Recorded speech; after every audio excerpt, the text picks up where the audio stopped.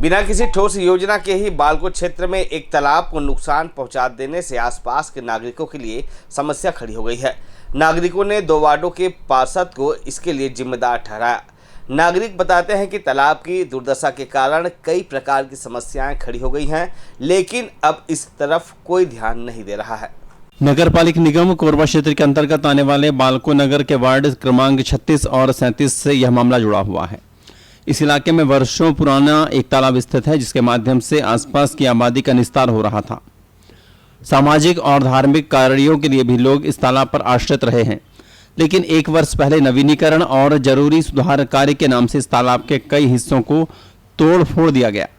यह सब उस स्थिति में किया गया जबकि अगले कामकाज के बारे में स्पष्ट योजना नहीं थी और न ही इस प्रकार का आश्वासन किसी की ओर से दिया गया था। तालाब को बदहाल कर देने से अब क्षेत्र के लोगों के सामने मुसीबत खड़ी हो गई है।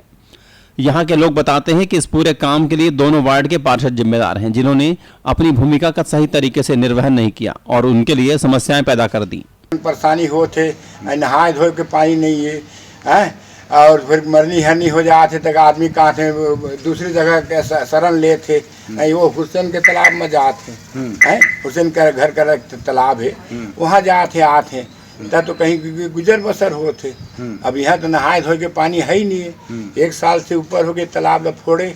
और मैं जब से पैदा हूँ इस तालाब में अपना निस्तारी हो रहा है। अपना जीवन जो है पानी के लिए हम लोग को कहीं पर जाना नहीं पड़ता था। आज ऐसा समय आ गया है कि हम लोग को खुद पानी के लिए दूसरे बस्ती में जाना पड़ता है, अपने बस्ती को छोड़कर। अब इतना बड़ा समस्या है पानी का मतलब यहाँ पर हम लोग के आसपास का खास करके तालाब किनारे में रहने वाले लोग के पास पानी नहीं है। सबसे बड़ी चीज़ तालाब है ना जी, तालाब का एस्टीमेट बनाकर नगर निगम वाले लोग ले गए हैं और शासन के पास प्रस्ताव भेज दिया गया है। शासन से जब फंड आएगा नगर निगम में, उसका टेंडर निकाल करके तालाब का सौंदर्यीकरण का कार्य किया जाएगा।